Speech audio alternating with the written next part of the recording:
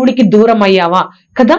ఈ లోకంలో మనం ఉన్నప్పుడు ఈ లోకానుసారంగా కొన్ని ఆశీర్వాదాలు పొందుకోవాలంటే, ఈ లోకానుసారంగా మనం నిలబడాలంటే, ఇంకా చెప్పాలంటే ఈ లోకంలో మనం బ్రతకాలి అంటే అనేక సార్లు దేవుడు ఎవరో తెలీదు అని చెప్తేనే, దేవుణ్ణి నేను వెంబడించట్లేదు అన్నట్లుగా జీవిస్తేనే మనం ఈ లోకంలో ఉద్యోగాలు కానీ మన లోకంలో మనుషులు మనకు విలువ కానీ ఇచ్చే స్థితిలో మనం వచ్చాం కదా. అలాగే పేతురు కూడా ఆ యొక్క సమయంలో యేసుక్రీస్తు వారిని అన్నా దగ్గరకు, ప్రధాన యాజకుడైన అన్నా దగ్గరకు తీసుకొచ్చినప్పుడు, అక్కడికి తీసుకొని వచ్చినప్పుడు అతడు మాత్రమే ఆ యొక్క ప్రధాన యాజకుడి యొక్క మందిరంలోనికి వెళ్తారు.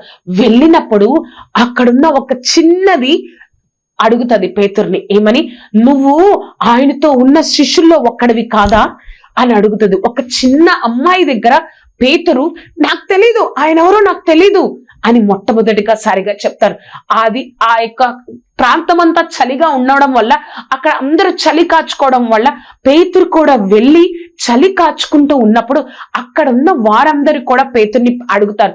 అక్కడున్న వారిలో ఒక్కరు పేతుర్ని అడుగుతారు, నువ్వు కూడా ఆయన శిష్యుల్లో ఒక్కడివి కదా అని అడిగినప్పుడు, నేను కాదు అని చెప్తారు. మూడవదిగా అక్కడ ఎవరైతే ఆ యొక్క గెత్సెమనే తోటకు వచ్చినప్పుడు పేతురు ఆవేశంతో ఆ చెవిని విరగొట్టాడో అతని యొక్క బంధువు అక్కడ ఉంటాడు. ఆ యొక్క ప్రధాన యాజకుడి యొక్క మందిరం దగ్గర ఉన్నప్పుడు అక్కడ ఆ బంధువు అడుగుతాడు, నువ్వు అతనిలో ఒక్కడివి కదా, నేను అక్కడ చూశాను నిన్ను గెత్సెమనే దగ్గర అని చెప్పినప్పుడు, నేను కాదు 3 సార్లు అయిపోయింది. వెంటనే కోడి కూసింది కదా. పేతురు అక్కడ ఆ యొక్క మనుషులకు భయపడి, అప్పటికే శిష్యులు చల్లా చెదురైపోయారు. పేతురు ఇంకొక శిష్యుడు మాత్రమే ఆ యొక్క దేవుడికి ఏం జరుగుతుందని చూడడానికి వచ్చారు.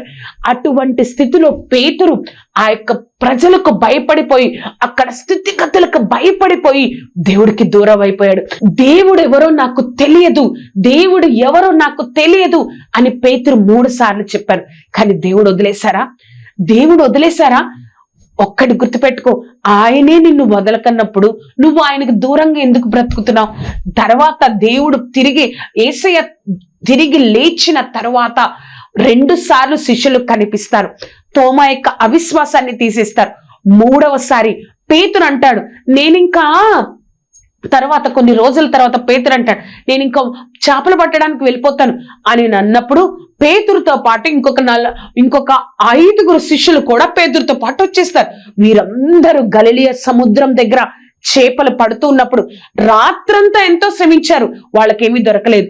తెల్లవారుజామున ఆ యొక్క ఒడ్డున, గలిలయ సముద్రపు ఒడ్డున యేసుక్రీస్తు ఉన్నారు. వారు గుర్తుపట్టలేరు. మీ వలను కుడివైపు వేయండి అని చెప్పినప్పుడు కుడివైపు వేసినప్పుడు వారికి విస్తారమైన 153 చేపలు పట్టినప్పుడు అక్కడున్న శిష్యుల ఒకరు, యేసుక్రీస్తు ప్రభువు సుమి అనగానే పేతురు వెంటనే యేసయ్యకు తన ముఖాన్ని చూపించుకోలేకపోయారు.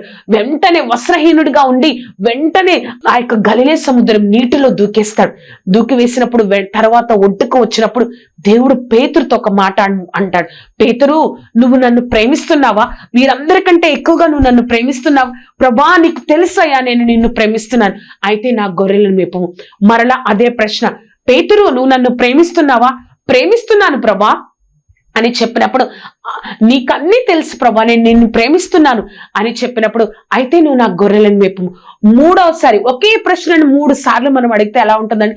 3వసారి దేవుడు పేతురుని అడుగుతారు, పేతురు, నువ్వు నన్ను ప్రేమిస్తున్నావు అంటే అప్పటికే పేతురు వ్యసన పడిపోయి, ప్రభా, నీకు అన్నీ తెలుసు, నేను ప్రేమిస్తున్నాను లేదో తెలుసు, నేను నిన్ను ప్రేమిస్తున్నాను ప్రభా, అయితే నువ్వు నా గొర్రెలను మేపు కదా.